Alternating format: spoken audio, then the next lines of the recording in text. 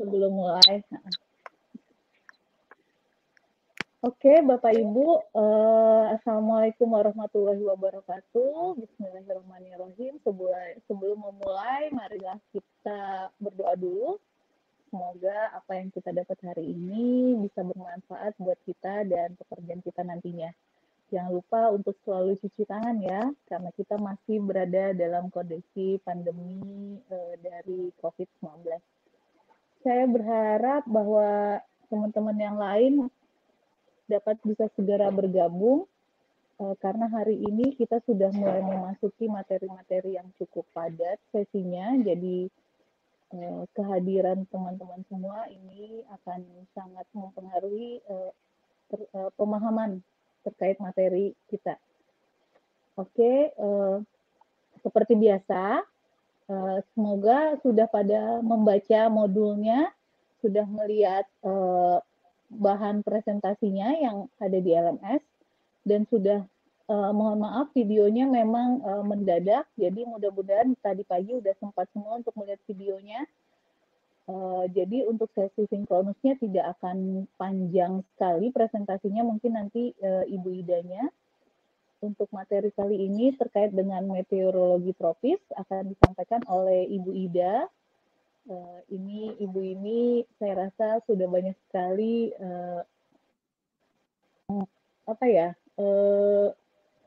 pengalamannya dan pengetahuannya di meteorologi ini.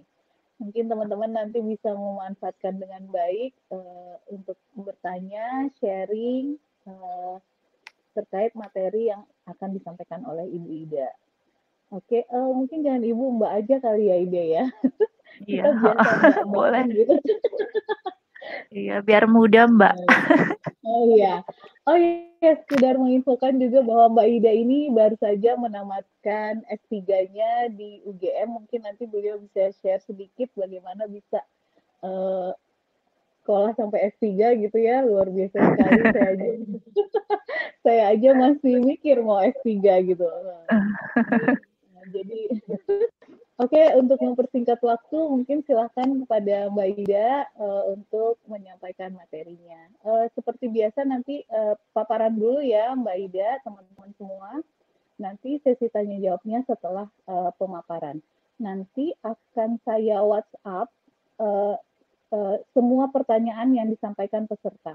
Jadi peserta ini nanti bertanya melalui chat box yang ada di Widi.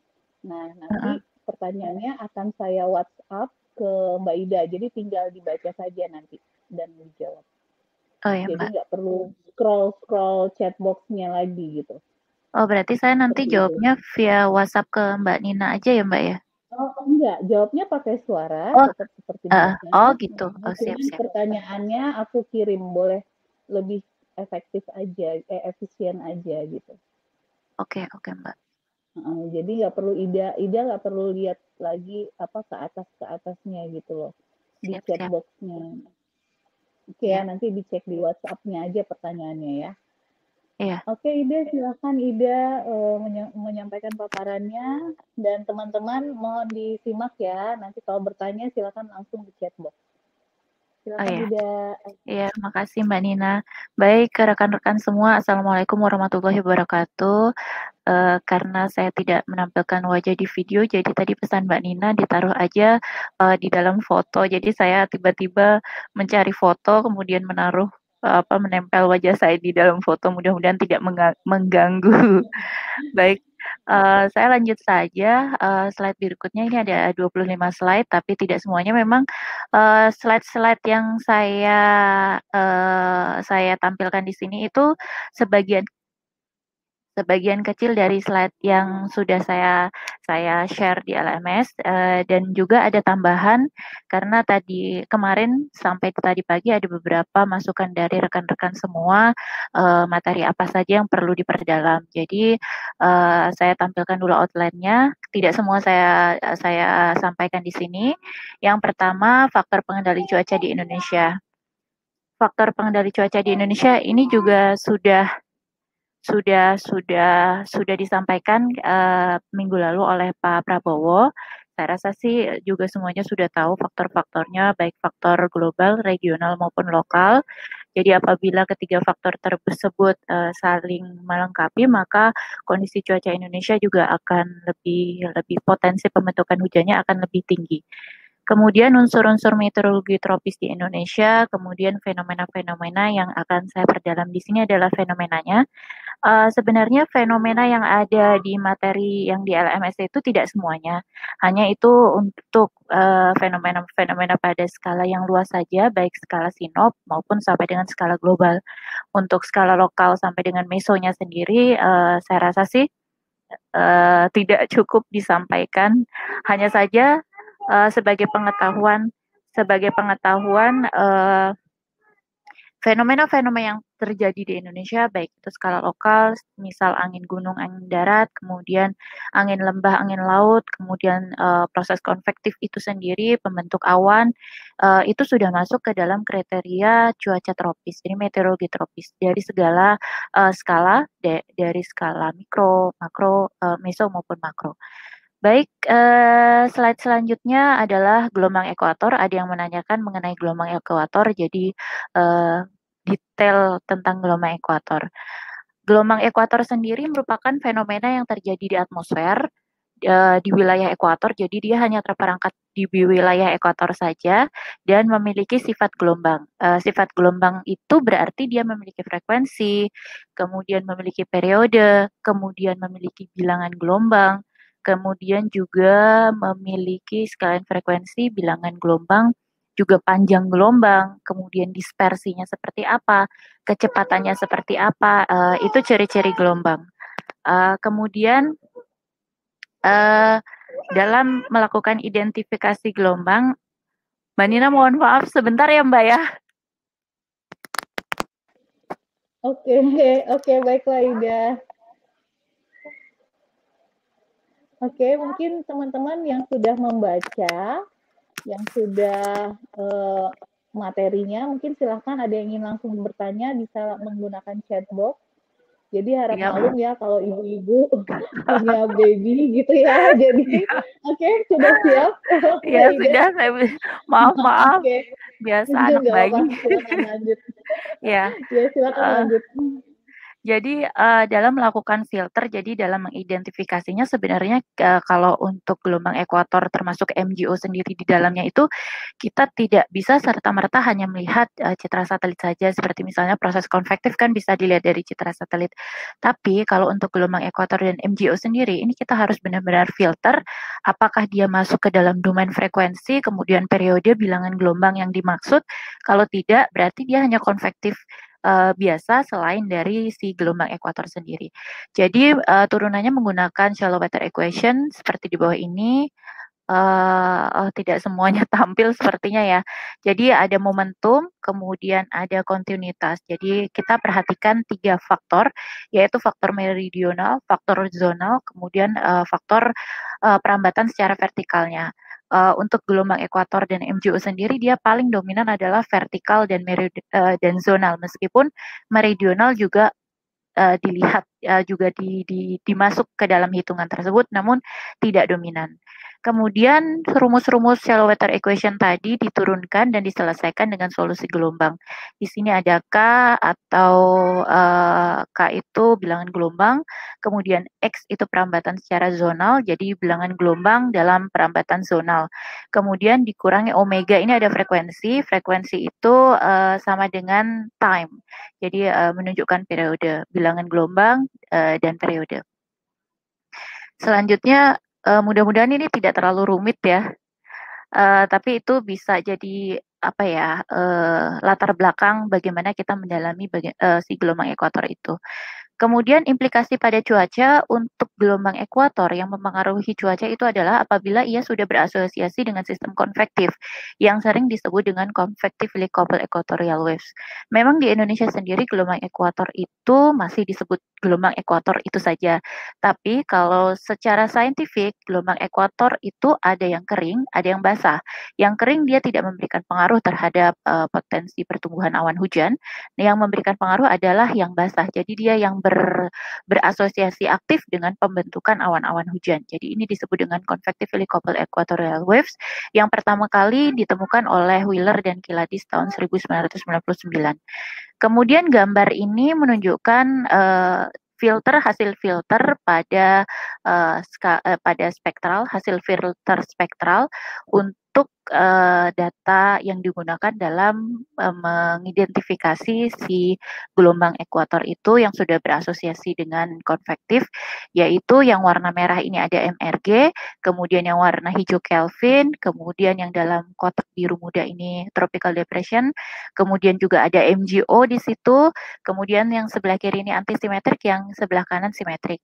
Kemudian di bawah ini adalah ciri-cirinya berdasarkan wave number, period, kemudian ketinggian equivalent, kemudian juga propagasinya ke arah timur ataupun ke arah barat. Jadi gelombang ekuator itu ada yang berpropagasi ke arah barat. Di sini dilihat dari bilangan gelombangnya minus, dan berpropagasi atau bergerak ke arah timur atau bilangan gelombangnya positif. Selanjutnya kita akan bicara ke Madden-Julian Oscillation. Sebenarnya kalau kita bicara tentang gelombang ekuator, kita juga mau tidak mau bicara tentang MGO. MGO itu sendiri sebenarnya tidak masuk ke dalam kriteria gelombang ekuator karena dia mempunyai karakteristik dispersi yang berbeda, hanya saja dia masuk ke dalam domain spektralnya si gelombang ekuator. Jadi kita bisa melakukan filter MGO dilihat dari domain spektralnya gelombang ekuator. Kemudian MGO, kita tahu semua bahwa MGO itu merupakan fenomena cuaca dari awan-awan konvektif pada skala sinoptik. Saya lanjut saja, untuk siklus hidupnya, penelitian terbaru kami menyatakan bahwa siklus hidup MGO di Indonesia sendiri itu sekitar 22 hari. Jadi memang tidak selalu tepat, tapi 22 hari itu rata-ratanya.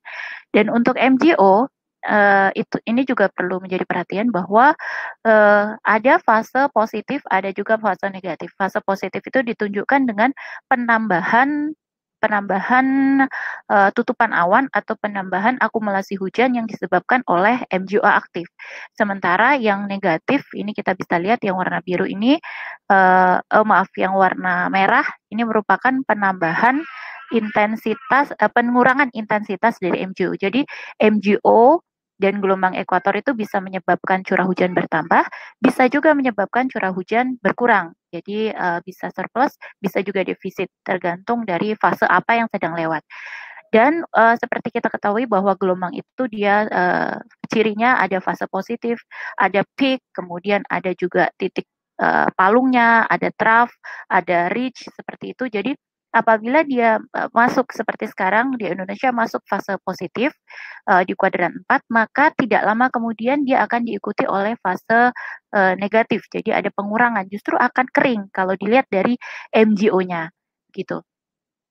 Selanjutnya blocking. Jadi MGO itu ternyata ada blocking. Maaf saya terlalu cepat ya.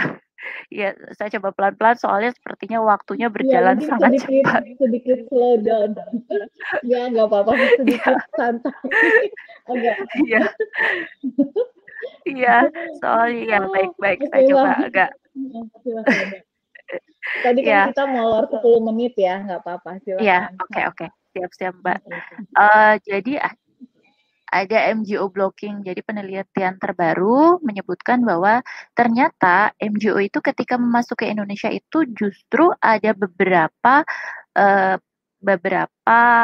fase yang justru dia akan meluruh ketika dia masuk ke wilayah Indonesia bagian barat. Jadi 75% MGO itu terinisiasi di Samudra Hindia. Jadi proses pembentukannya itu ada di Samudra Hindia.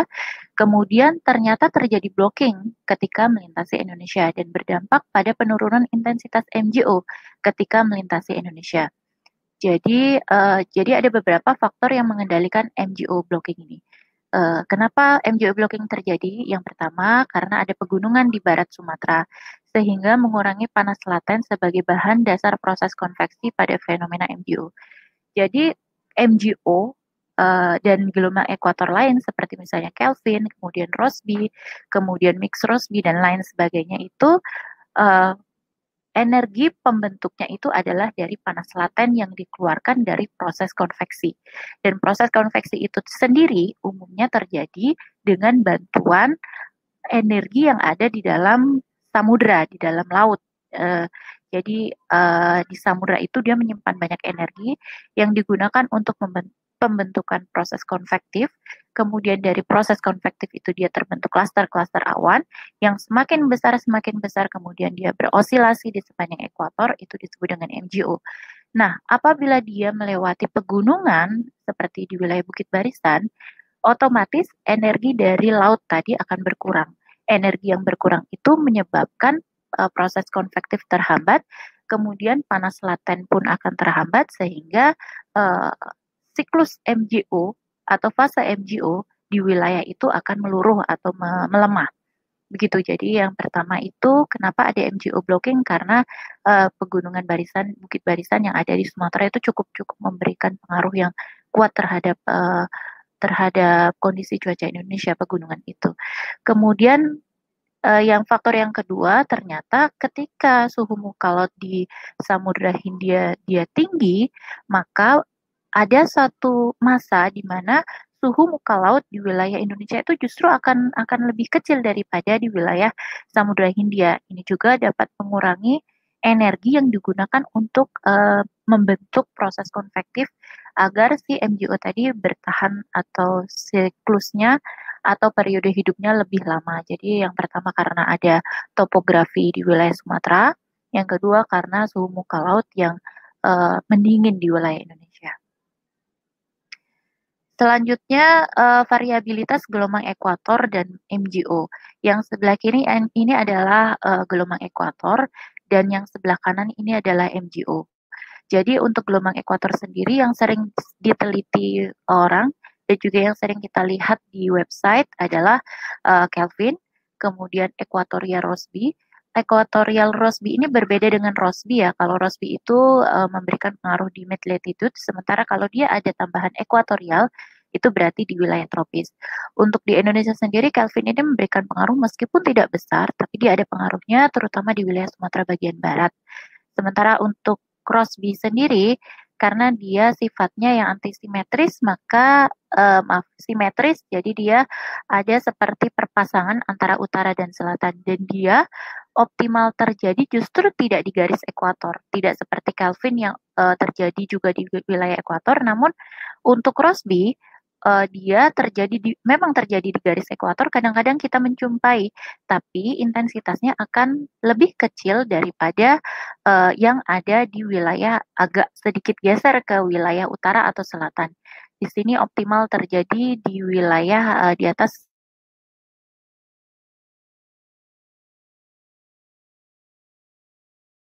Rossby ini juga kita lihat dari data variabilitasnya bahwa dia juga akan menginduksi pembentukan siklon tropis yang umumnya terjadi di wilayah lautan. Kemudian TD type activity ini juga menjadi indikator pembentukan siklon tropis apabila sudah terfilter ada TD tipe TD type di situ, maka dia kemungkinan besar dia akan berpotensi membentuk sirkulasi siklonik yang akan bisa menjadi tropical depression, kemudian tropical cyclone, dan lain sebagainya. Kemudian ini di bawahnya MRG, kemudian eastward inertia gravity, kemudian westward inertia gravity ini juga nanti bisa dilihat dari petanya bagaimana variabilitasnya di wilayah Indonesia. Sementara kalau MGO sendiri, dia akan maksimal di wilayah Indonesia pada fase 3, kemudian juga fase 4 dan fase 5. Jadi fase 3 meskipun di diagram RMM12-nya dia tidak masih di Indian Ocean, tapi sebetulnya untuk dampaknya sendiri itu sudah ada sampai dengan wilayah Indonesia, terutama Indonesia bagian barat. Selanjutnya ini adalah 8 fase MGO di Indonesia. Jadi ini hasil penelitian kami.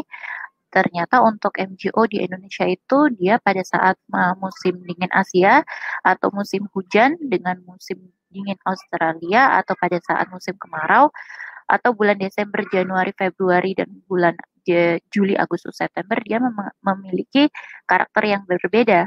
Di mana pada saat musim DJF, matahari ada di selatan, maka dia intensitasnya akan lebih kuat di wilayah Indonesia bagian selatan seperti ini. Sementara pada saat bulan JAS atau matahari ada di utara, dia intensitasnya akan lebih kuat di wilayah bagian utara. Namun pada saat fase 4 di Indonesia bagian ekuator ke selatan dikit ya masih ada potensi pembentukan hujannya. Ini yang kanan ini yang ungu itu menunjukkan pertambahan atau fase positif, sementara yang kiri atau negatif ini menunjukkan fase negatif, jadi ada pengurangan dari pengurangan hujannya. Diagram dispersi saya rasa tidak terlalu, ini terlalu teknis banget ya, tidak perlu saya rasa.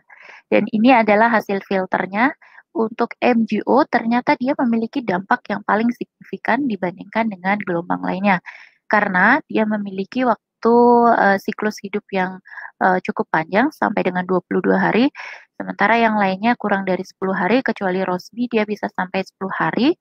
Kemudian C atau kecepatan geraknya juga lambat, jadi dia karena dia lambat maka dampak di suatu wilayah akan lebih signifikan atau lebih tinggi dibandingkan apabila dia berjalan lebih cepat. Jadi karena dia berjalannya lambat, maka di wilayah tersebut bisa 2 sampai dengan 3 hari akan diguyur hujan kalau memang dia merupakan fase basah dengan kekuatan yang sangat kuat. Kemudian karena dia bilangan gelombangnya kecil, berarti dia panjang gelombangnya besar, maka dia merupakan fenomena dengan skala spasial yang lebih besar dibandingkan dengan Kelvin, kemudian Rossby, kemudian mixed Rossby gravity, dan dibandingkan dengan inersia gravity. Jadi dia memberikan dampak yang lebih kuat. Selanjutnya siklon tropis saya rasa, siklon tropis sedikit saja tentang siklon tropis. Saya ingin apa ya, lebih menjelaskan sedikit, jadi men-underline tentang vertical shear.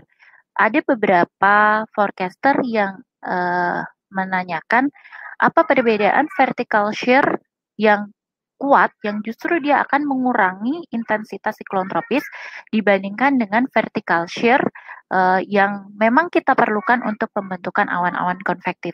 Jadi vertical shear yang kuat pada pembentukan siklon tropis ini menghambat pertumbuhan vertikal siklon tropis, kemudian menghambat pembentukan mata atau eye, di mana mata ini sendiri merupakan indikator kekuatan siklon tropis. Jadi apabila siklon tropis dia sudah memiliki mata atau eye, berarti dia intensitasnya juga sudah sangat kuat.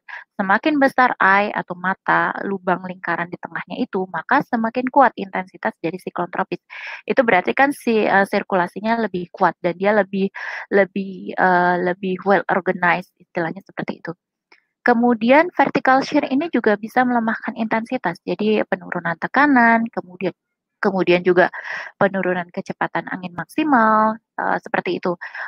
Dan vertical shear yang dimaksud dalam pembentukan siklon tropis yang memberikan pengaruh ini adalah vertical shear pada skala yang luas. Berbeda dengan vertical shear yang digunakan untuk proses konvektif itu vertical shear pada skala lokal.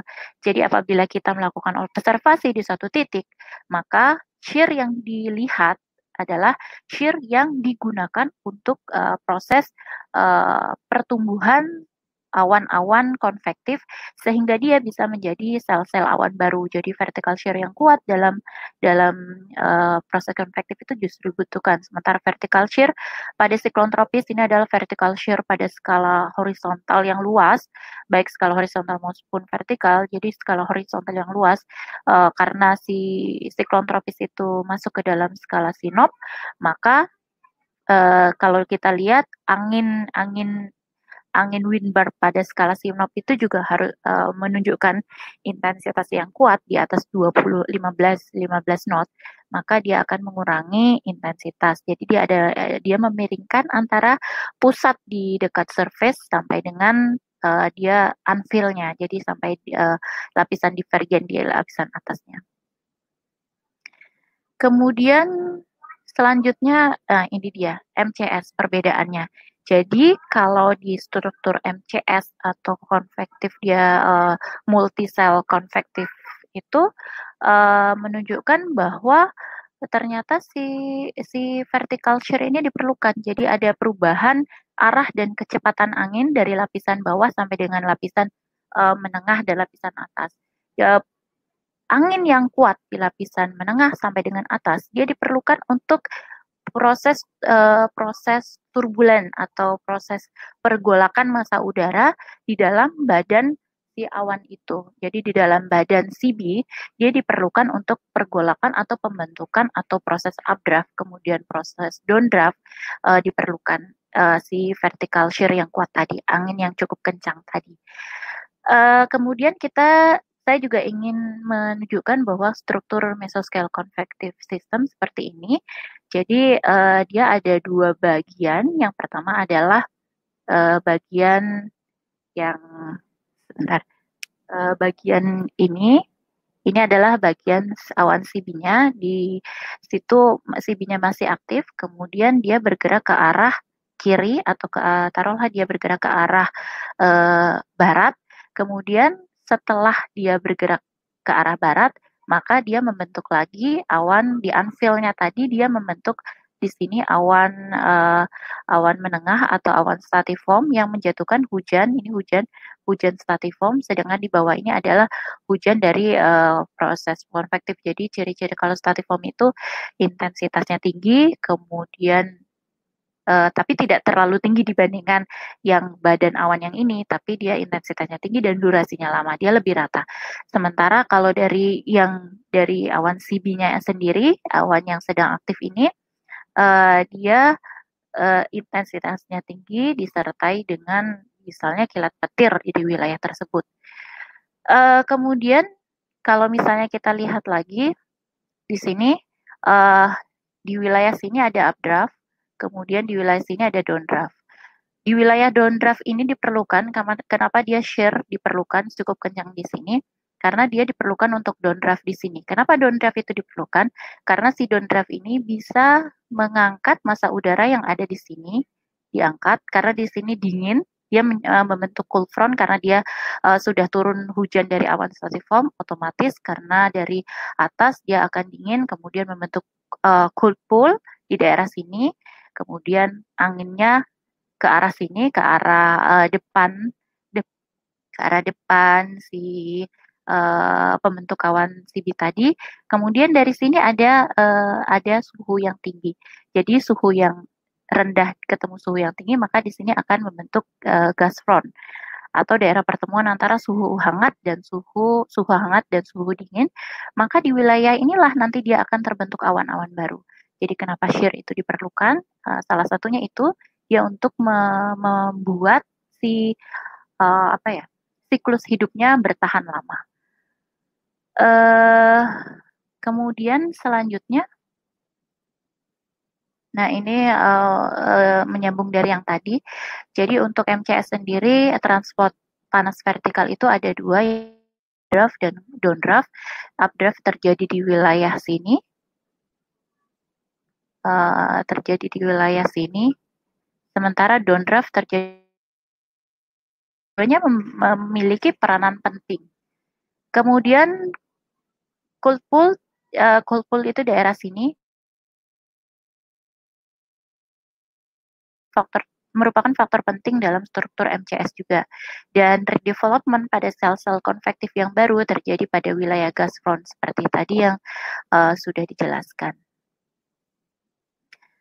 Kemudian ada juga yang bertanya mengenai intrusi udara kering atau dry air intrusion. Ini kenapa nggak muncul ya? Sebentar. Nah, intrusi udara kering itu yang terjadi itu sebenarnya untuk Indonesia sendiri mungkin ini merupakan hal yang baru untuk rekan-rekan semua. DAI atau dry air intrusion itu umumnya terjadi di wilayah lintang tinggi dan umumnya juga terjadi untuk pembentukan extratropical cyclone. Sementara di Indonesia sendiri meskipun dia tidak terjadi, namun proses fisisnya dia yang hampir mirip seperti dry air intrusion ini terjadi dan ternyata dia juga memberikan dampak yang signifikan terhadap pembentukan awan-awan konvektif di wilayah Indonesia. Jadi saya ingin menjelaskan sedikit tentang bagaimana proses terbentuknya atau proses terjadinya dry air intrusion itu. Jadi massa udara dingin dan kering yang berasal dari troposfer atas, ini misalnya ini kita adalah troposfer atas di wilayah lintang tinggi di sini, subsidence atau turun. Jadi di sini adalah di sini ada massa udara yang turun, kemudian dia menuju ke wilayah uh, wilayah ekuator. Jadi di sini apabila di sini ada high, kemudian dia naik kan otomatis high, maaf maaf.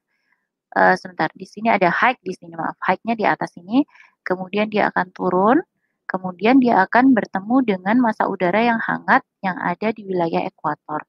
Dan di wilayah ekuator ini apabila gradien antara massa udara dingin dan massa udara hangatnya cukup sempit, gradiennya cukup besar, dan wilayah garis isotermnya dia sempit, maka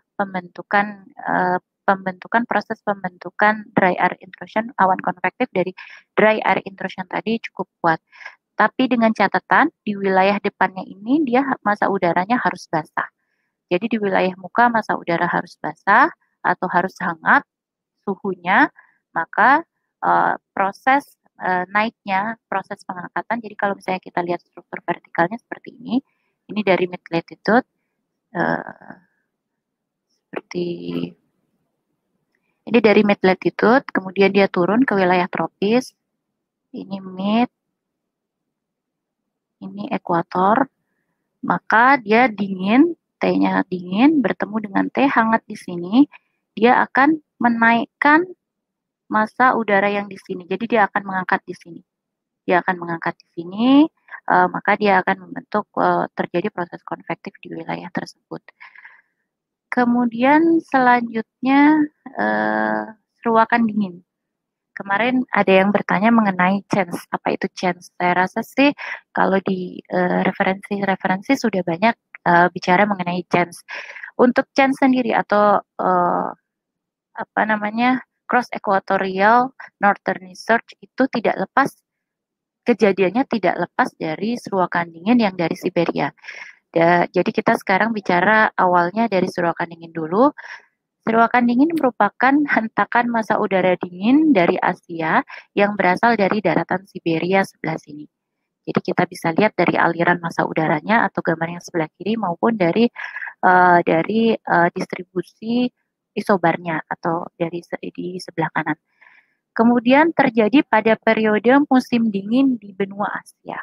Kemudian juga chance ini terjadi di Laut Cina Selatan. Jadi apabila dia sudah ada tekanan tinggi di Siberia, kemudian juga sudah ada aliran ke wilayah BBS, menuju ke wilayah BBS, namun apabila dia tidak sampai ke Laut Cina Selatan, maka chance tidak akan terjadi.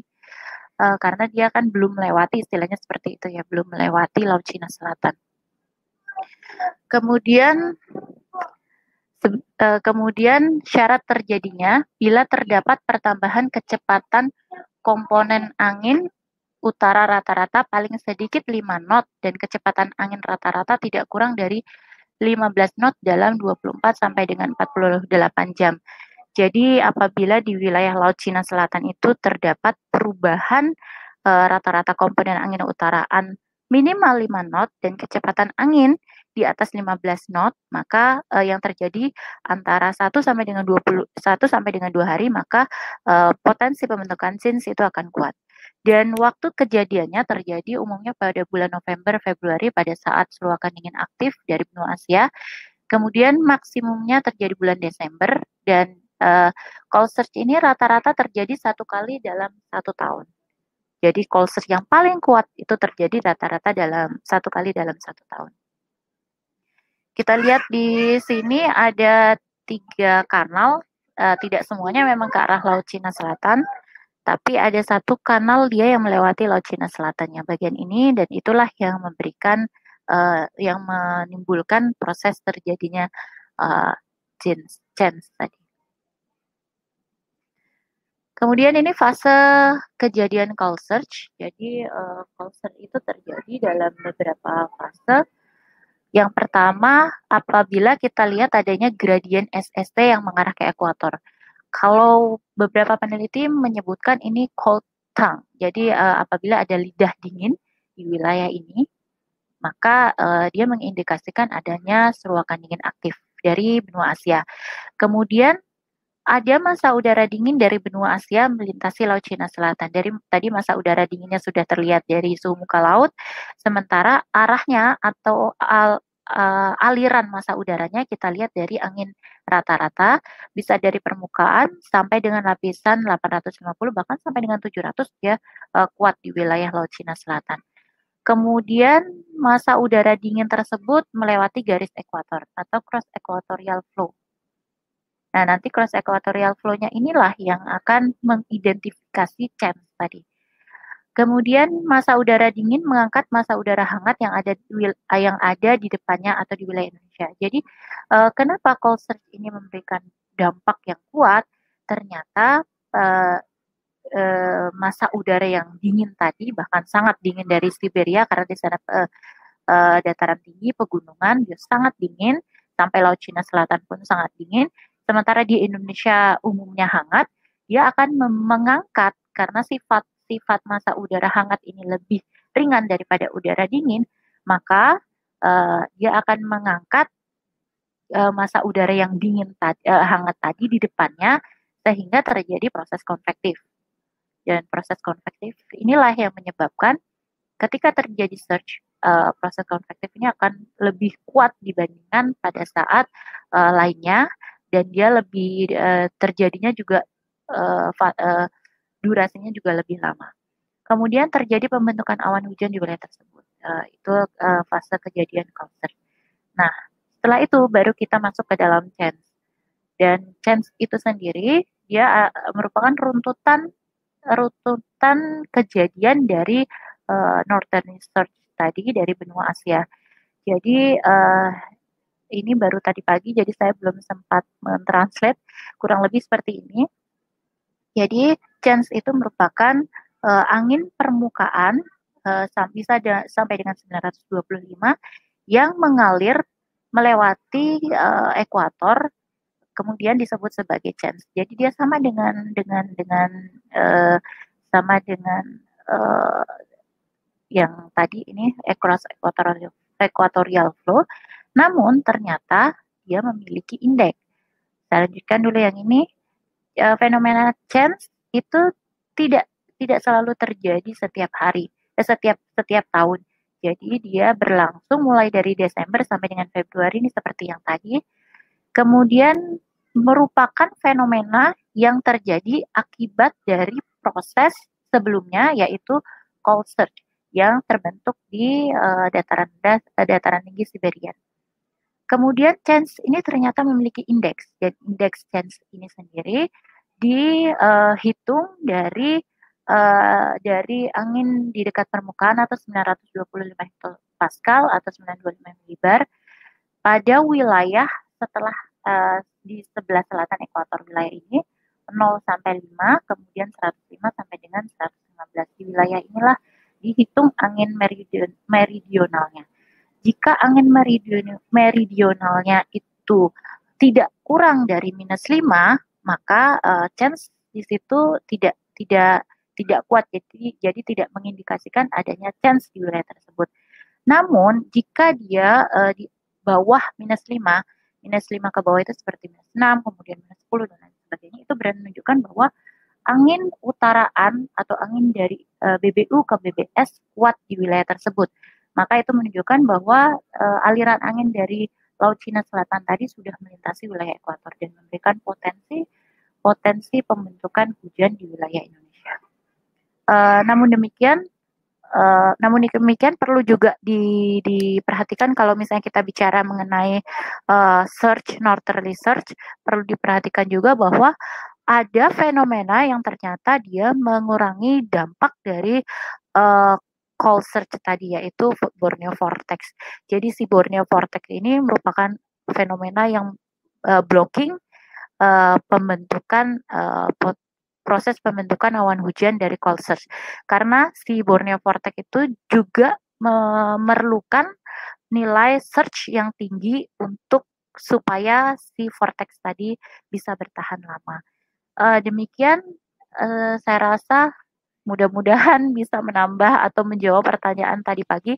Tidak semuanya saya tampilkan di sini karena ada 40 slide, jadi saya tampilkan pertanyaan yang tadi pagi saja yang ada di LMS. Demikian Mbak Nina. Oke, terima kasih Mbak Ida. Kita beri applause dulu buat Mbak Ida atas paparannya. Oke, ini kayaknya udah banyak yang bertanya Mbak, bisa dilihat di WhatsApp-nya. Ada sekitar 9 pertanyaan. Oke, bagi teman-teman yang lain yang masih ada yang ingin ditanya, pertanyaan-pertanyaan dan penasaran atau ingin berbagi sesuatu terkait materi ini, silahkan ketik di chat box-nya, di chat box Wiziknya masing-masing pertanyaannya. Oke, nah sudah ada juga video di LMS, bisa dilihat untuk presentasi lengkapnya. Kemudian materinya juga sudah bisa dibaca di LMS. Gimana Mbak Ibu, sudah siap untuk menjawab pertanyaannya? Iya, saya jawab aja langsung Mbak. Oh, boleh, iya silakan, memang silakan Mbak. Iya, ya jadi yang pertama pertanyaan dari Bapak Fazaki yang menanyakan mengenai masa hidup MGO rata-rata 22 hari itu apakah dipengaruhi dengan faktor cuaca lain atau hanya MGO saja. Jadi tadi saya tunjukkan ya, saya tunjukkan di slide. Nah ini, di slide yang ini. Jadi dalam melakukan proses identifikasi MGO atau fenomena-fenomena gelombang ekuator lainnya itu kita sudah kami jadi hampir seluruh peneliti yang meneliti tentang MGO dan CCW ini sudah melakukan filter, jadi mengesampingkan fenomena lain. Jadi untuk fenomena cuaca yang berada dalam frekuensi, kemudian periode, kemudian dispersi, kemudian juga bilangan gelombang, panjang gelombang yang dimaksud itu yang sudah yang yang kami gunakan. Jadi memang sudah difilter. Jadi fenomena-fenomena lainnya itu sudah disisihkan. Nanti ada namanya filternya macam-macam ya. Ya macam-macam sekali filternya, itu ada referensinya banyak di internet. Kalau kami menggunakan spektral, jadi memfilter dengan spektral, mengubah spasial dan temporal tadi ke dalam bilangan gelombang dan periode. Kemudian dan masa hidup itu apakah dihitung mulai masuk INA atau dari awal pembentukan? Iya, jadi kami menghitungnya dari pertama kali masuk di wilayah Indonesia sekitar 90 sampai dengan 95 bujur timur sampai sekitar 145 sampai 150. Jadi itu sudah mulai masuk di Indonesia sampai dengan dia melewati Indonesia. Kadang-kadang ada yang lebih cepat, kadang-kadang ada yang lebih lambat gitu, lebih cepat sebelum 22 apabila dia kecepatan geraknya cepat. Kadang-kadang ada juga yang dia lebih lambat, bisa kurang dari lewat dari 22 hari. Kemudian dari Ibu Sinta Andayani, faktor apa di mana MGO aktif ternyata tidak berpengaruh signifikan terhadap wilayah Sumsel. Lalu bagaimana menentukan MGO aktif itu memberikan pengaruh ekstrim atau tidak? Kalau MGO itu memberikan pengaruh ya, saya rasa MGO itu justru memberikan pengaruh di wilayah maritim kontinen atau Indonesia. Tadi yang tidak memberikan pengaruh itu apabila dia terjadi blocking. Jadi tidak selalu blocking ini terjadi. Kita lihat di sini. Nah ini, presentasi terjadi blocking yaitu di bagian kiri, dan presentase ini bukan presentase tapi ya, ini kayak apa ya, kayak pemodelan spasial propagasi untuk apabila dia terjadi blocking di bagian kiri maupun tidak terjadi blocking atau MGO crossing di bagian kanan. Jadi memang tidak selalu dia terjadi penurunan, karena apabila dia intensitas pembentukannya di wilayah Samudra Hindia dia sudah cukup kuat, sudah cukup besar, maka si MJO itu bisa melewati wilayah Indonesia dan memberikan pengaruh di wilayah Sumatera sampai dengan di Papua. Jadi untuk MJO sendiri sebenarnya pengaruh terbesarnya justru di wilayah Samudra Hindia sampai dengan wilayah maritim kontinen. Kemudian bagaimana menentukan MJO aktif itu memberikan pengaruh ekstrim atau tidak? Jadi sekarang sudah banyak sekali pemodelan-pemodelan yang kita bisa lihat di internet, di NOAA terutama di situ sudah tampil, sudah disajikan identifikasi dengan menggunakan RMM12. Di situ ada 8 fase, 4 kuadran, kuadran 1, 2, 3, 4, 5, 6, 7, 8, jadi 4 kuadran di situ. Kita bisa identifikasi apabila dia sudah masuk Indian Ocean di kuadran 3, maka kita harus siap-siap karena di kuadran 3 ini kan mulai masuk di wilayah Samudra Hindia, di wilayah Sumatera, kemudian dia berpropagasi ke arah timur, ke fase 4, kemudian ke fase 5, dan seterusnya. Jadi kita bisa lihat dari produk RMM12 tersebut, atau kita bisa lihat dari filter MJO yang sekarang sudah banyak sekali di internet. Jadi bisa lihat di websitenya NOAA, bisa juga lihat di websitenya BOM, di situ sudah banyak sekali produk-produk yang memfilter MJO di Indonesia. Kalau untuk RMM1 sendiri ini perlu juga diperhatikan apabila dia kekuatan RMM1 itu kan ada bagian bawah sama bagian atasnya. Apabila dia kekuatannya lebih dari 1, di situ kan ada 1, 2, 3, 4, bagian kiri yang vertikal, yang horizontal ada 1, 2, 3, 4. Yang bagian horizontal itu RMM1, yang bagian vertikal itu RMM2 kalau tidak salah, demikian. Itu apabila dia resultannya lebih dari 1, maka dia pengaruhnya signifikan. Dan apabila dia berada dalam lingkaran, itu menunjukkan bahwa si MJO itu indeksnya RMM12 itu berada di bawah standar deviasinya. Itu artinya dia berada di bawah simpang bakunya. Jadi menandakan bahwa apabila dia indeks atau titik di RMM12 itu dia ada di dalam lingkaran itu, maka dia tidak memberikan pengaruh signifikan. Dan akan memberikan pengaruh signifikan apabila dia indeksnya di atas 1, baik untuk RMM1 maupun untuk RMM2. Saya mudah-mudahan ini bisa mencerahkan ya. Kemudian satu lagi mungkin ya, kalau MJO itu kita lihat perbedaan antara produk kuadranisasi fase 1-2 yang RMM12 itu dengan filter yang peta spasial itu yang ada petanya, kemudian pergerakannya itu kalau RMM12 di Indian Ocean bukan berarti di wilayah Pasifik tidak terjadi.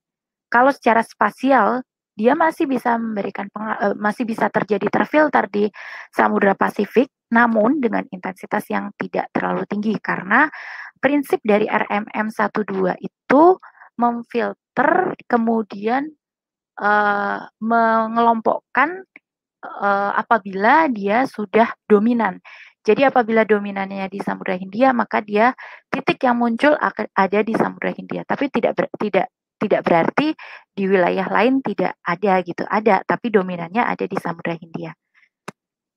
Kemudian ini pertanyaan selanjutnya. Apakah pengaruh MJO bisa sampai pada skala lokal atau mungkin ada faktor berpengaruh lain yang mendukung pada kondisi cuaca buruk? Kalau kita bicara mengenai meteorologi, itu ada banyak skalanya. Pembentuk cuaca pun berasal dari masing-masing skala, baik itu skala lokal, skala meso, skala sinop, maupun skala global.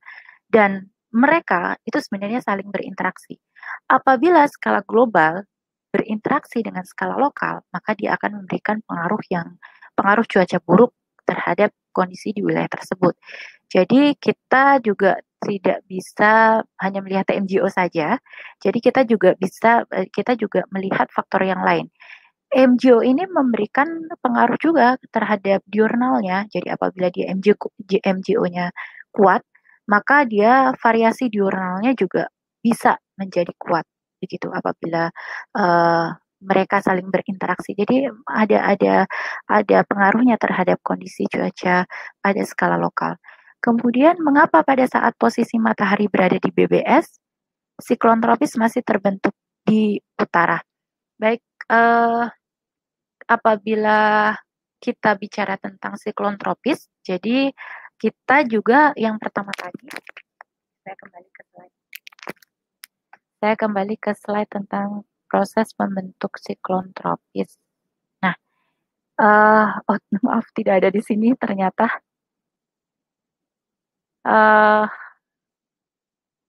Nah, ada di videonya, ada di PowerPoint yang di LMS juga ada. Jadi pertama kali pembentukan siklon tropis itu apabila suhu muka lautnya hangat di atas 26,5 derajat Celcius. Jadi suhu muka laut ini seperti halnya tadi saya katakan MGO itu motornya atau kompornya itu ada di samudra. Begitu juga untuk siklon tropis. Motor dan kompornya itu ada di samudra karena laut ini menyimpan energi sinar matahari yang paling efektif dibandingkan daratan.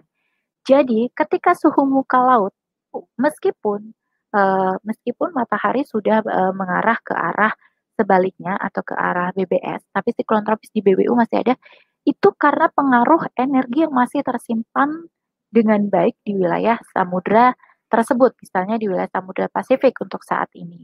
Saya rasa itu cukup menjawab ya. Kemudian pertanyaan selanjutnya dari Ibu Septiana Monika Sari.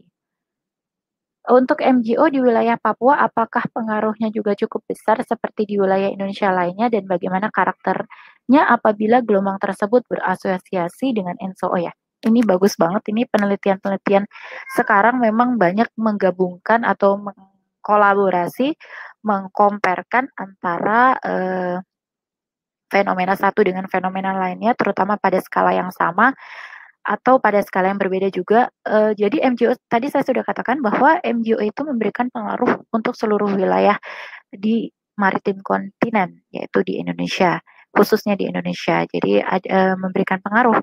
Kemudian berasosiasi dengan ENSO. Tentu saja dia berasosiasi dengan ENSO apabila dia MGO dia aktif di wilayah Indonesia, maka apabila dia berasosiasi dengan La Nina, fase La Nina, maka dia akan memberikan dampak yang lebih kuat.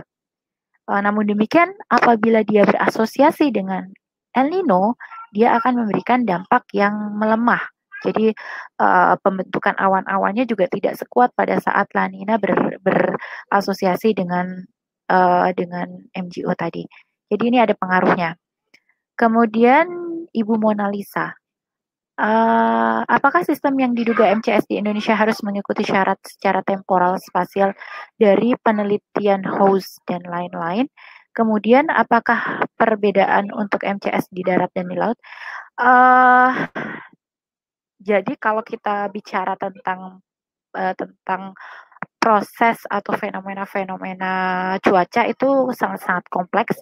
Tidak misalnya ada 5 syarat di situ. Satu syarat tidak terpenuhi, bisa saja hal tersebut terjadi, atau hanya 2 syarat yang terpenuhi, bisa saja hal itu terjadi. Idealnya syarat temporal dan spasial yang ada di host tadi memang harusnya terpenuhi, tapi untuk saya bicara secara umum, untuk fenomena-fenomena cuaca kadang-kadang tidak selalu mengikuti itu.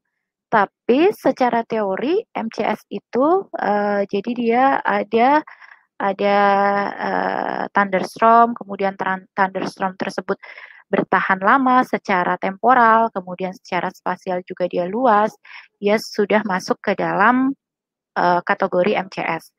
Kemudian adakah perbedaan untuk MCS di darat dan di laut? Ya, seperti tadi saya kembali telah katakan, MCS itu kalau misalnya kita perhatikan justru dia akan bertahan lama apabila dia terjadi di laut dan dia akan kuat karena dia juga membutuhkan energi yang ada di energi panas potensial yang ada di panas potensial yang digunakan tadi di lingkungannya itu dari laut. Jadi MCS yang ada di laut itu umumnya, memang tidak selalu, tapi umumnya lebih kuat berdasar secara spasial maupun secara temporal dibandingkan dengan yang terjadi di darat. Kemudian pertanyaan selanjutnya dari ini maaf Bapak atau Ibu Elok, izin bertanya, jadi cold pool terbentuk pada masa pertumbuhan atau sesudah awan CB terbentuk? Kalau misalnya kita perhatikan di PowerPoint yang ada di LMS dan di video, di situ ada 4 gambar. Gambar paling kiri atas itu menunjukkan fase pertama. Jadi di situ ada pembentukan awan konvektif, awan kumulus, kemudian menguat menjadi awan CB. Awan CB ini mempunyai anvil di lapisan paling atas tentu saja. Kemudian awan CB ini kemudian terjadi hujan di bagian belakangnya. Kemudian setelah terjadi hujan, dia akan mendinginkan bagian bawahnya sehingga terjadi cold pool. Jadi cold pool ini terbentuk pada fase sesudah awan CB pertama kali terbentuk. Jadi satu sel CB terbentuk, kemudian dia akan menurunkan hujan, kemudian dia akan membentuk cold pool. Cold pool ini kemudian menginduksi gas front. Gas front ini membentuk awan sel CB lainnya, begitu seterusnya sampai energi yang tersimpan di wilayah tersebut habis, gitu. Energi suhu muka laut yang hangat tadi. Kemudian dari Pak Fazaki,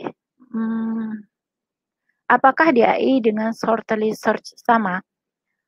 Shortly Search itu sama seperti Northern Search, hanya saja tidak banyak dibicarakan sebagaimana Northern Research karena dia memberikan dampak yang tidak sesignifikan Northern Research di Indonesia atau di wilayah Asia Tenggara lainnya. Sementara dry air intrusion ini kan prinsipnya dia terjadi dari troposfer lapisan atas yang bergerak ke arah ekuator. Jadi dimanapun dia, apakah dia di belahan bumi utara, apakah dia di belahan bumi selatan, itu maka dia akan berpotensi membentuk dry air intrusion. Dan sehingga dry air intrusion ini berbeda dengan Shortly Search. Dan dari pembentukannya pun berbeda ya sumbernya. Kalau Shortly Search itu dari dekat permukaan, apakah dia daerah dataran tinggi seperti di Siberia, ataukah dia dari daerah gurun seperti di atau savana seperti di wilayah Australia, itu di daerah dekat permukaan kalau search itu. Sementara kalau DAI ini dia dry air intrusion itu dia sumbernya ada di atas, di dekat tropopause. Jadi dia sumbernya di dekat wilayah tersebut. Jadi berbeda antara DAI dengan Shortly maupun Northern Search. Kemudian dari Ibu Rahayu Meilansari, di Bengkulu sering terjadi sering pada saat MGO di fase 7 sering terjadi hujan. Bagaimana? Secara teori, kalau sudah di fase 7 itu berarti di sekitar Afrika ya, fase 7 itu. Di sekitar Afrika. Maka secara teori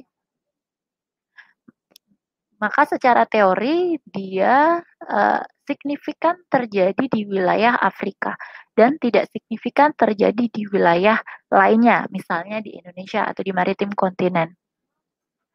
Namun ini tidak menutup kemungkinan MGO tidak terjadi di Indonesia. Seperti tadi yang saya sampaikan bahwa fase-fase itu yang ada di RMM12 itu atau ya di RMM12 itu menunjukkan lokasi atau posisi MGO dominan. Jadi yang paling kuat itu ada di tempat tersebut. Sementara kalau misalnya kita filter secara spasial, tidak hanya dominan saja kan yang difilter, tapi juga MGO lain. Jadi sinyal-sinyal lain juga terfilter. Jadi bisa saja MGO dominan di Afrika, namun di Bengkulu masih ada terfilter MGO positif memberikan pengaruh di situ. Meskipun tidak sekuat yang ada di Afrika. Nah, di sisi lain, selain kita juga lihat perhatikan MGO, kita juga harus lihat fenomena yang lainnya. Jadi dari segala skala. Jadi jawabannya ada kemungkinan walaupun fase 7 namun MGO masih terfilter di wilayah Bengkulu. Selain itu juga perlu di cross check itu apa namanya? Uh, Kemudian dari Bapak Ahmad Agus, apakah efek dari maaf ini terlewat. Dari Bapak Rahmat Alfandi. Dari Bapak Rahmat Alfandi. Pada masa peralihan musim, apakah selalu identik dengan cuaca ekstrim? Kalau misalnya kita berlandaskan pada SOP cuaca ekstrim itu kalau dilihat dari hujannya maka dia lebih tinggi sama dengan apabila ada terjadi hujan dalam satu hari itu lebih tinggi sama dengan 50 mm dalam satu hari itu. Kemudian pada peralihan musim, kalau pada peralihan musim itu tidak selalu ya. Mungkin yang dimaksud di sini itu kondisi perubahan cuaca secara tiba-tiba, pembentukan awan-awan konvektif atau awan CB, hujan dengan intensitas tinggi dan disertai angin kencang, puting beliung yang dimaksud itu seperti ini ya. Kalau untuk cuaca ekstrim, kalau untuk fase peralihan sendiri itu potensi pembentukan cuaca ekstrim itu masih bisa terjadi apabila dia memenuhi syarat misalnya kondisi labilitas atmosfernya tinggi. Dan umumnya ini terjadi pada skala lokal. Jadi kalau untuk fase transisi itu yang bermain umumnya bukan dari global maupun regional lagi, tapi dari lokal.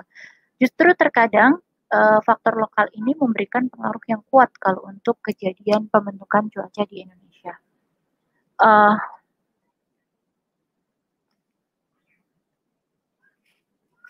Maaf sebentar ya.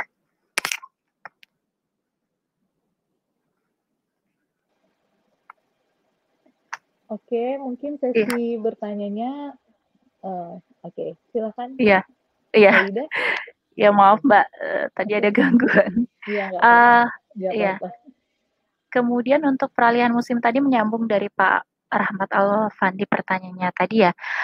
Kemudian penelitian-penelitian sebelumnya itu justru mengatakan bahwa kejadian kayak misalnya puting beliung itu terjadi pada fase cuaca ekstrim. Meskipun pada periode musim hujan juga terjadi, namun pada periode cuaca ekstrim dia akan memberikan pengaruh, dia akan terjadi lebih tinggi dibandingkan pada periode musim hujan. Karena apa? Karena yang berperan adalah kondisi lokal, jadi pemanasan lokal berperan, sehingga proses konvektif juga tinggi, sehingga pembentukan awan CB yang merupakan awan yang yang berperan penting dalam membentuk pola-pola cuaca di wilayah tropis, terutama di Indonesia itu cukup kuat, maka untuk cuaca ekstrem sendiri terjadi selain pada saat musim hujan juga pada saat musim transisi apabila kondisi labilitas atmosfer pada skala lokal juga tinggi. Kemudian selanjutnya pertanyaan dari Bapak Ahmad Agus W. Apakah efek dari change dan mohon diterangkan lebih lanjut bagaimana cara deteksinya? Kalau untuk efek sama saja seperti search, jadi efek dari search karena dia merupakan perpanjangan, istilahnya perpanjangan tangan dari search. Jadi chance ini memiliki efek ke pembentukan proses pembentukan awan hujan yang intens yang terjadi di wilayah Indonesia, terutama wilayah selatan seperti wilayah Sumatera bagian tengah dan selatan, kemudian Kalimantan bagian selatan, kemudian Jawa, Bali, Nusa Tenggara, Sulawesi bagian selatan ini yang terdampak kuat dari chance dan search tadi. Kemudian chance itu kembali lagi ke yang tadi ya, chance itu kita lihat apabila dia indeksnya di bawah -5 knot, maka chance itu dinyatakan aktif. Jadi apabila chance itu aktif, kurang lebih 1 hari setelah dia terindikasi bahwa indeksnya berada di bawah -5, maka perlu perhatian untuk wilayah Sumatera bagian selatan, kemudian wilayah Jawa, kemudian juga wilayah di Jawa Timur sampai dengan Bali, Nusa Tenggara, kemudian wilayah Kalimantan Selatan ya tadi, itu perlu diperhatikan karena ada potensi setelah 1 hari tadi, ada potensi pembentukan hujan dengan intensitas tinggi. Bahkan kadang-kadang apabila dia kuat, secara spasial dia kuat dari utara, maka dia kurang dari 1 hari dia akan menerima dampak berupa pembentukan awan hujan tadi. Kemudian bagaimana cara deteksinya? Uh, di di website BMKG sudah ada produk yang menampilkan indeks chance. Jadi di bagian pengamatan, apabila kita buka web meteo bmkg.go.id, di bagian pengamatan di situ ada, kalau tidak salah namanya indeks seruakan dingin. Di situ seruakan dingin ya, seruakan dingin di situ ada, di grafik tersebut ada chance, ada indeksnya. Di situ udah dihitung. Saya rasa sih ini juga sudah disampaikan kemarin oleh Pak Prabowo ya.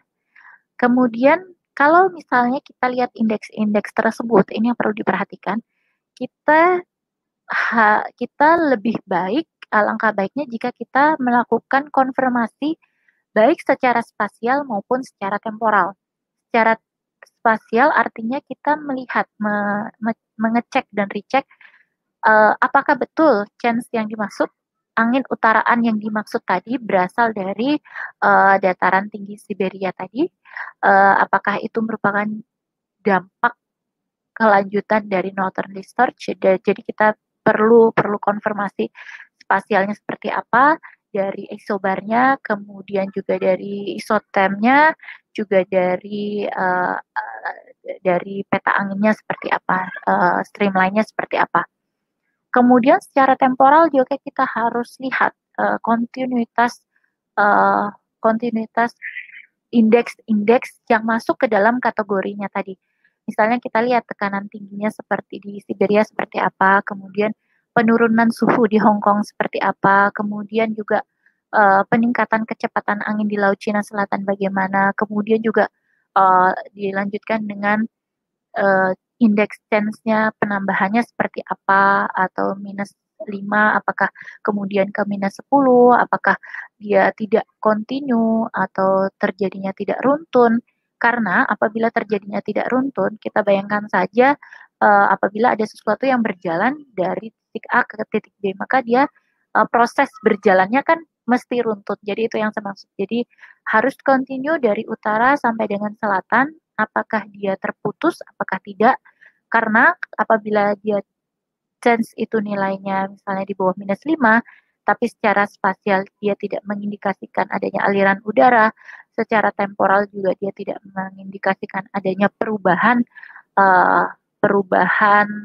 indeks tadi, syarat-syarat tadi, baik itu tekanannya, suhunya, kemudian kecepatan anginnya, apabila dia tidak kontinu menunjukkan perubahan tersebut, maka hal tersebut tidak bisa langsung serta-merta diindikasikan bahwa chance tersebut aktif, kemudian surge juga aktif, kemudian juga pembentukan awan-awan hujan di wilayah Indonesia dari fenomena tersebut juga aktif. Jadi harus dikonfirmasi secara spasial dan temporal agar kita memperoleh hasil yang tepat, apakah betul dari fenomena tersebut atau bukan. Selanjutnya dari Bapak Ava Nugraha di Harsha, bagaimana syarat terbentuknya MGO? Jadi MGO ini terbentuk secara teori terbentuk dari panas laten yang dikeluarkan dari proses konvektif, dari awan-awan konvektif. Jadi apabila di suatu lokasi, misalnya saja di wilayah inisiasinya yaitu di wilayah Samudra Hindia, apabila di wilayah tersebut ada awan-awan konvektif, otomatis dia akan memiliki panas laten yang dikeluarkan oleh awan konvektif tersebut. Dan awan konvektif tersebut kemudian berpropagasi ke arah timur.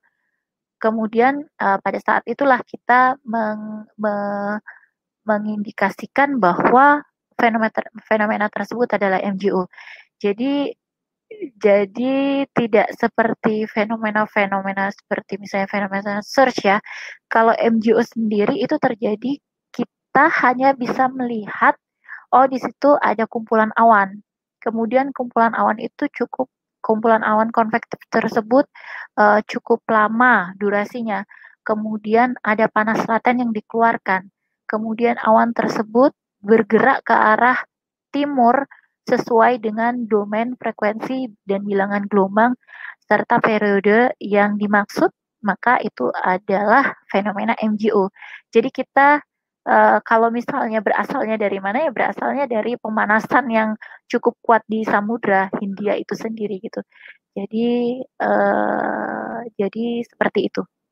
Mudah-mudahan menjawab ya. Kemudian pertanyaan selanjutnya, maaf. Kemudian pertanyaan selanjutnya dari Bapak Tony Setiawan. Kebutuhan forecaster adalah perakiraan jangka pendek, tapi kalau saya simak yang mendekati kebutuhan kita adalah MGO yang karena geraknya lambat di suatu tempat bisa 2-3 hari. Pengendali mana yang lebih bisa pendek lagi untuk kebutuhan forecasting kita? Kalau misalnya kita ingin melakukan perakiraan jangka pendek, jadi memang yang pertama kali kita perhatikan, kalau misalnya membuat perakiraan itu memang yang pertama kali kita lihat itu skala. Apakah dia kebutuhannya untuk jangka pendek, apakah dia untuk jangka panjang, itu juga harus kita imbangi dengan fenomena pada skala yang kita ingin prediksi. Jadi kita gunakan skala-skala misalnya jangka pendek, maka yang lebih berpengaruh adalah skala lokal. Namun, karena pembentukan cuaca terutama di wilayah tropis yang kompleks, ada baiknya juga apabila kita melihat skala yang lebih luas lagi. Misalnya saja, kita ingin membuat prediksi untuk 3 jam ke depan. Sebagaimana kita ketahui bahwa sekarang misalnya musim hujan, dilihat dari aliran massa udara dari utara itu kan sudah merupakan fenomena pada skala regional ya. Itu juga kita perhatikan. Atau misalnya sekarang terjadi La Nina. Berarti itu skala global. Oh, La Nina berarti potensinya akan lebih tinggi. Dan juga MGO, misalnya, MGO sekarang aktif di wilayah Indonesia. Itu juga bisa menjadi tolok ukur kita dalam melakukan pembuatan perakiraan jangka pendek. Yang selanjutnya kita lengkapi lagi dengan perakiraan lokal. Misalnya perubahan suhu, kemudian juga aliran massa udara pada skala yang lokal, kemudian juga dilihat juga pergerakan dari citra satelit maupun citra radar seperti apa, seperti itu. Jadi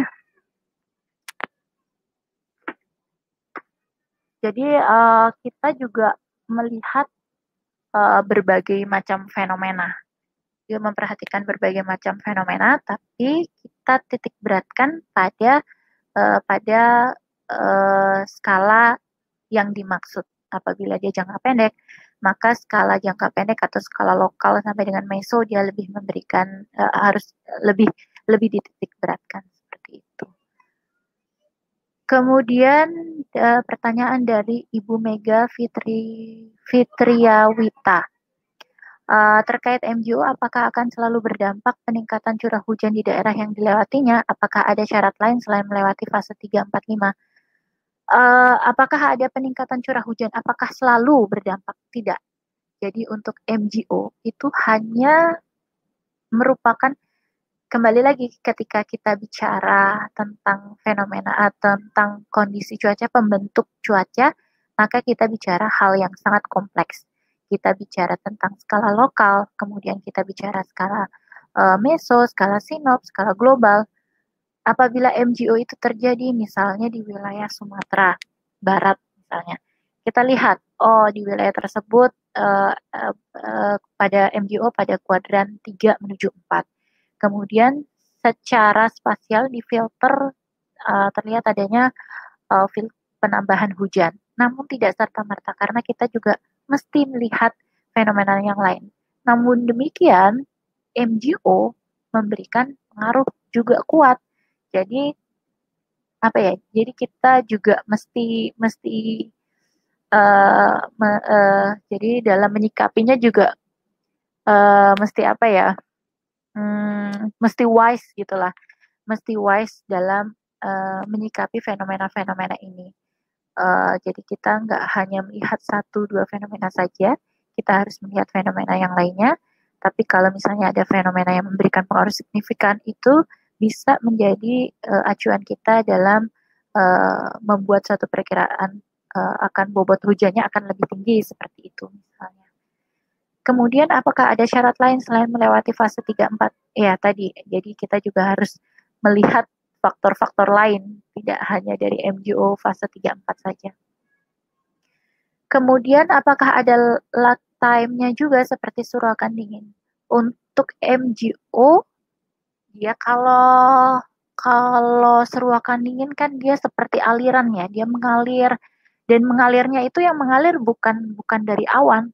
Kalau MGO kan mengalirnya awan ya, konvektif. Jadi areal konvektif, areal hujannya.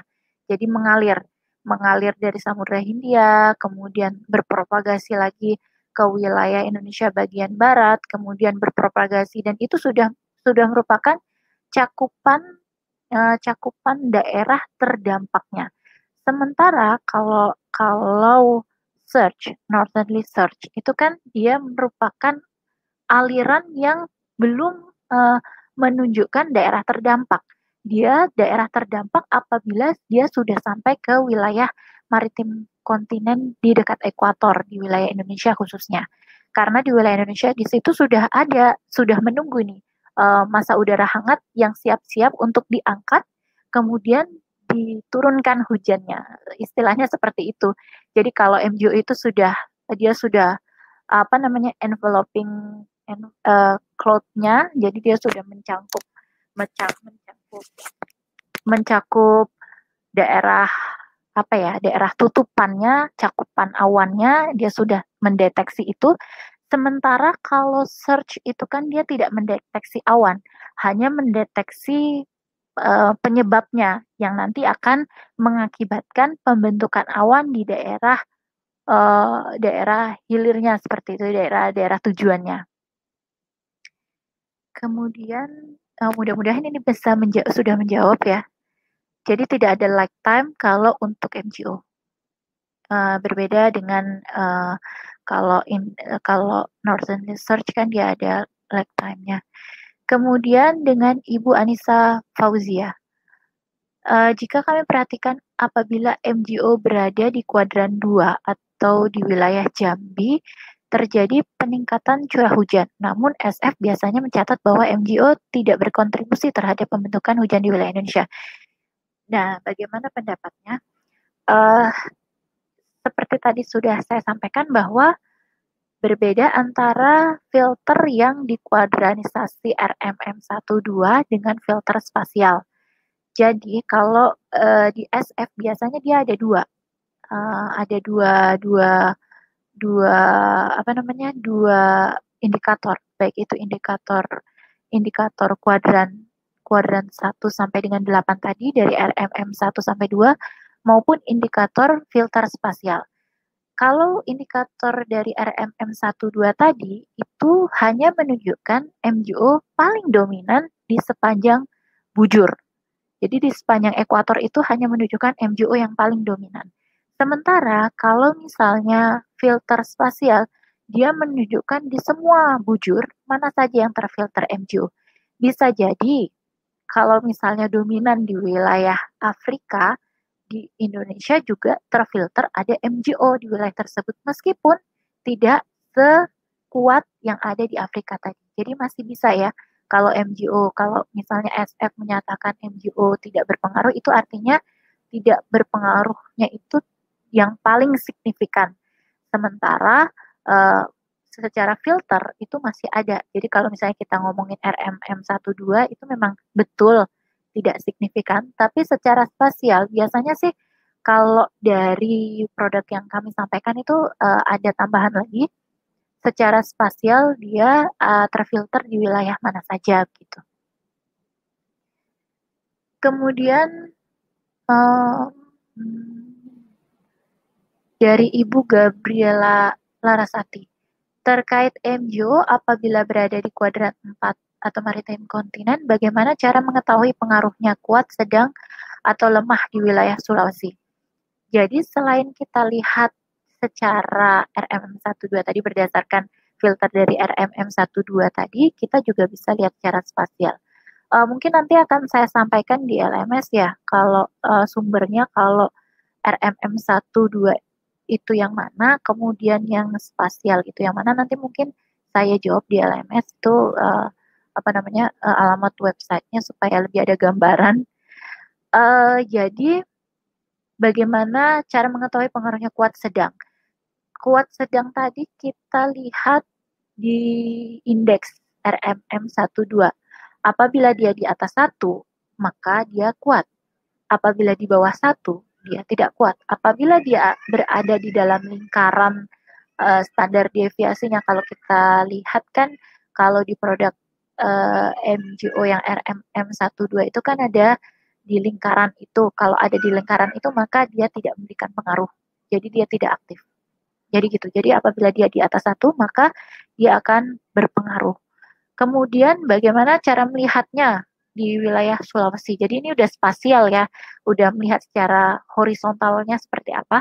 Maka kita bisa lihat hasil filter spasialnya. Ini bisa dilihat di websitenya NOAA, bisa seperti itu.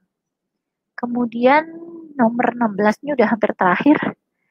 Ibu Arimi Pratiwi. Terkait siklon, apakah ada durasi pastinya untuk energi yang tersimpan tersebut? Soalnya kasus kemarin di wilayah Australia malah sudah terjadi kebakaran hutan. Namun di wilayah utara siklon masih aktif bergantian. Kejadian ini terjadi pada tahun kemarin dan itu menjadi pertanyaan besar buat kami di wilayah Gorontalo. Ini maksudnya gimana? Saya kok kurang. Apakah Mungkin ada Mbak durasi Arini pasti? bisa diketik ulang mungkin pertanyaannya mungkin. Saya Ini ya, sebenarnya ada 3 pertanyaan lagi nih, Mbak Ida. Apa mau dicoba dijawab? Waktu kita masih ada. Sudah saya kirim barusan uh, pertanyaannya.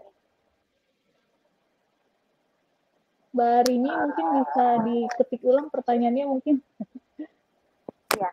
Jadi ini dari Bapak Tony Setiawan ya.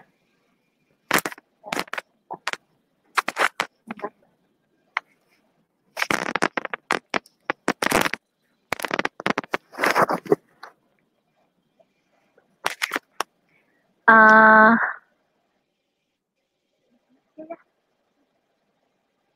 Jadi gelombang Kelvin aktif terutama untuk wilayah di sekitar ekuator 0 sampai dengan 3 derajat lintang. Kemudian gelombang Rossby aktif untuk wilayah di atas lintang 12. Secara variabilitas, jadi secara klimatologis seperti itu. Jadi untuk gelombang Kelvin itu,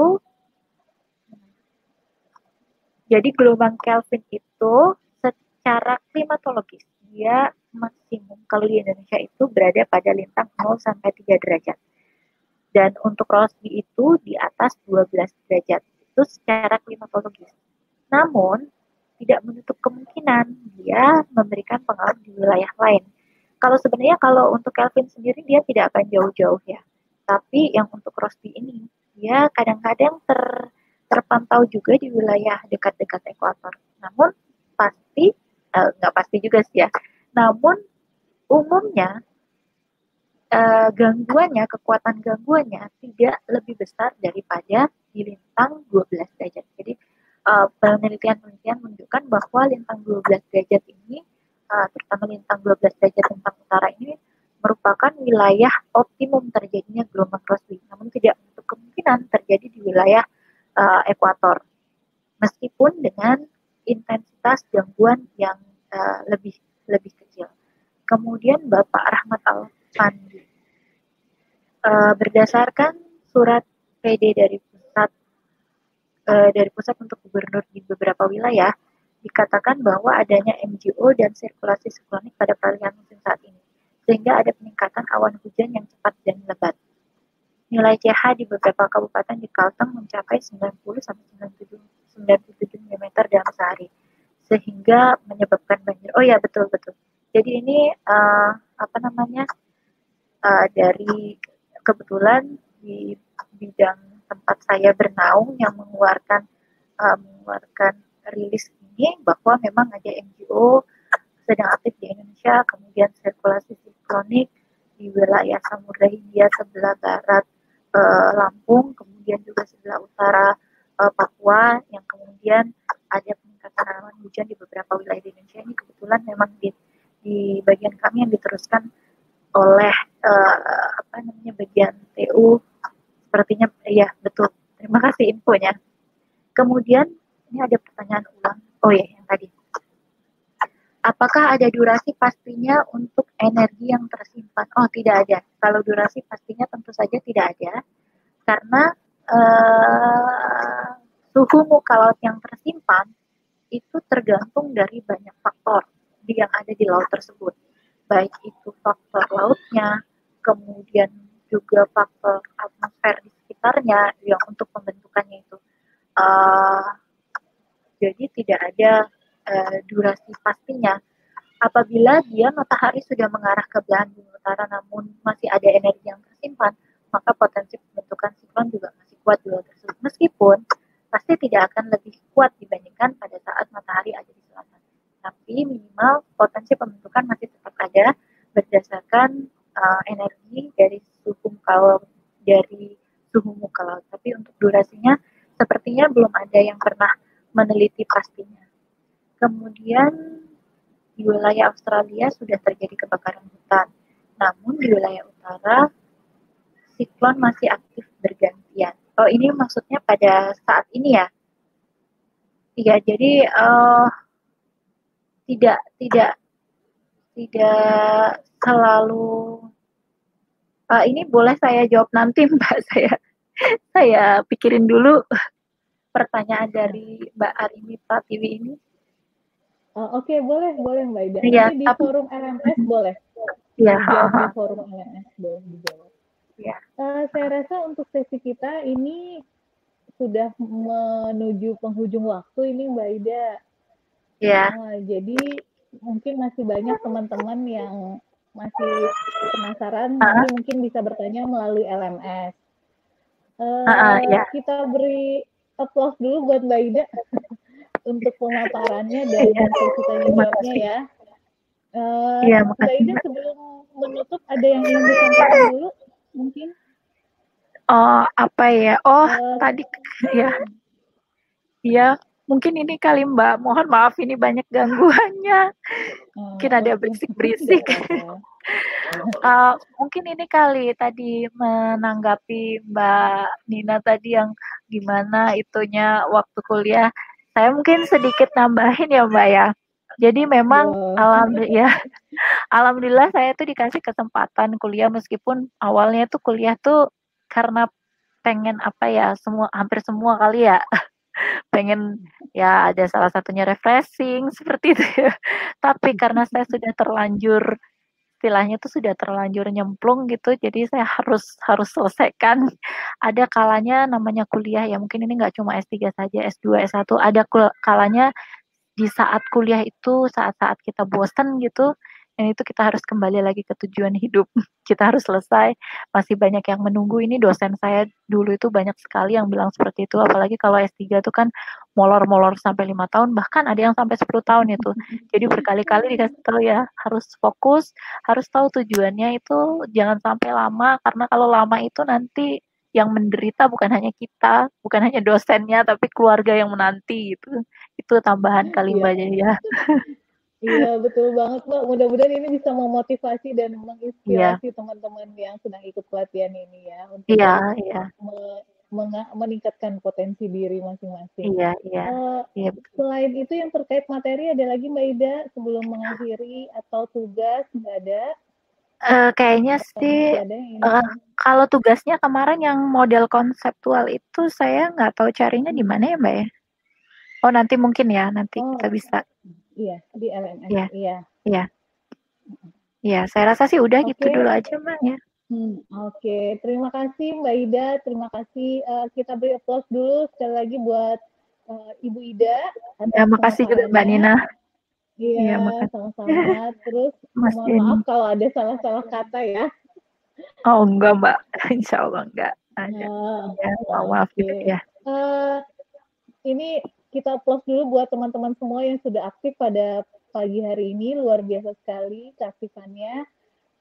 Sebelum mengakhiri, ada beberapa hal yang ingin saya sampaikan sebagai fasilitator dan juga mewakili teman-teman panitia.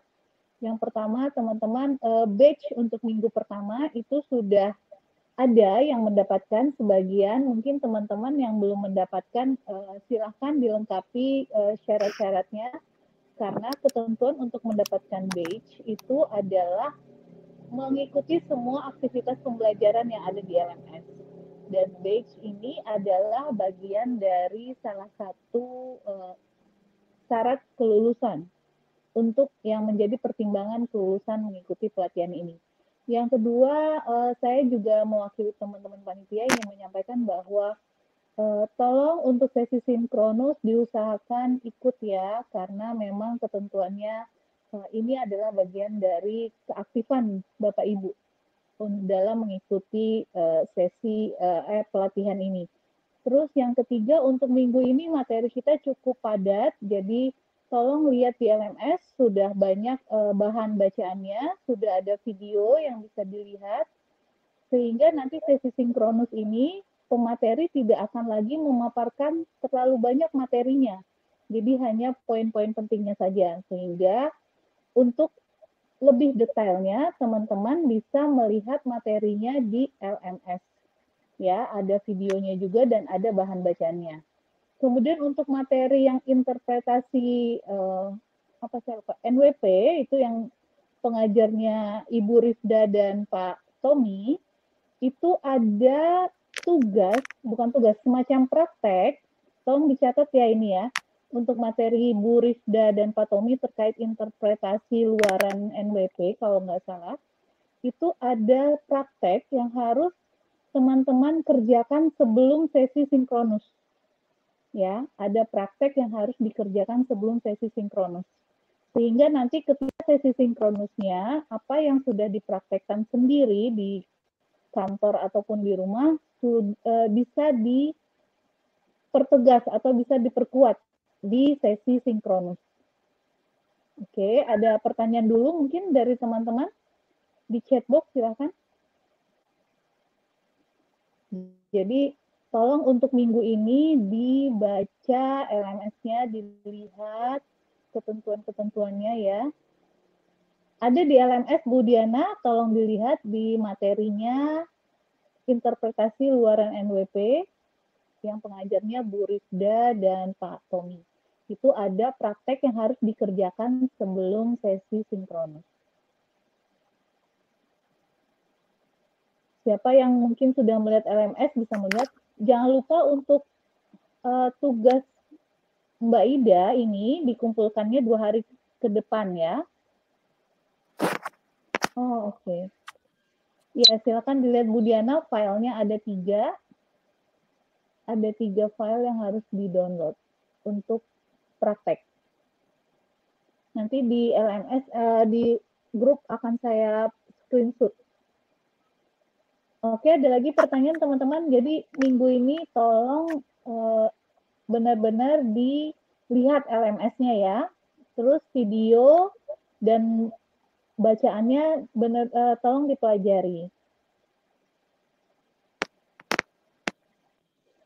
Oke, ada lagi mungkin yang ingin bertanya sebelum saya menutup. Untuk sesi kali ini teman-teman luar biasa, sama seperti sesi-sesi sebelumnya. Luar biasa, oke. Waktu pengumpulan tugas bisa dilihat di LMS ya, di tempat pengumpulan tugasnya. Biasa sesuai dengan ketentuan, tugas dikumpulkan 2 hari setelah sesi sinkronus. Ya. 2 hari setelah sesi sinkronus materi bersangkutan.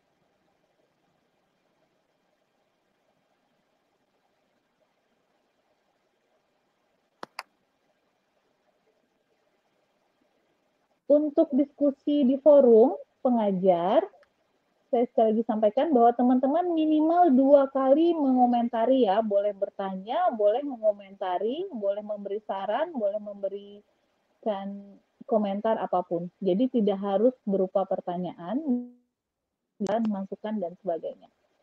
Minimal 2 untuk satu forum. Yang Mbak Rizda ini bukan yang ditugas ya, yang ada keterangannya praktek. Nanti silakan lihat ada judulnya praktek. Nah, itu tolong dikerjakan dulu prakteknya, karena nanti saat sesi sinkronus akan dilakukan pendalaman terkait praktek tersebut. Oh iya. Oke, tidak ada lagi pertanyaan ya. Cukup jelas, silakan dibuka LMS-nya dan dilihat.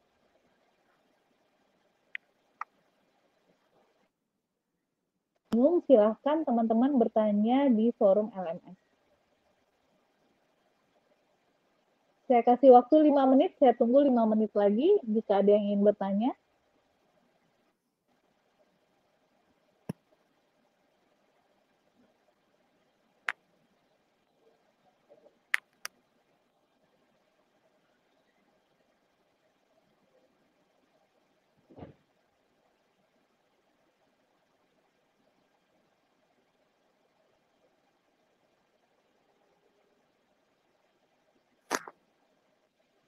Oke, sepertinya sudah cukup jelas ya.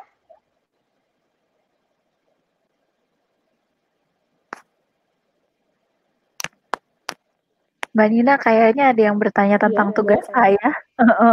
Ini ada yang bertanya. Oke, silakan kalau Mbak Ida Ya, mau menanggapi. ya, Ibu Diana Hartanti ini bagaimana? Ini tugas yang mana? Oh, tugas yang itu ya, bukan yang PR ya. Bukan yang pretest ya. Jadi itu bikin model konseptual. Jadi model konseptual itu seperti apa ya? Bisa dengan gambar, bisa dengan flowchart, bisa dengan tabel, bisa dengan diagram, bisa gambar apapun itu gitu. Yang jelas dia memodelkan apa yang dimaksud gitu loh. Gimana ya?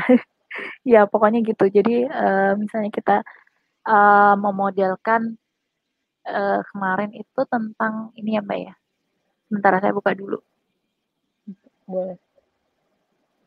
Jadi model konseptual tuh kayak kerangka berpikir, iya, betul. ya Mbak Ida. Betul betul.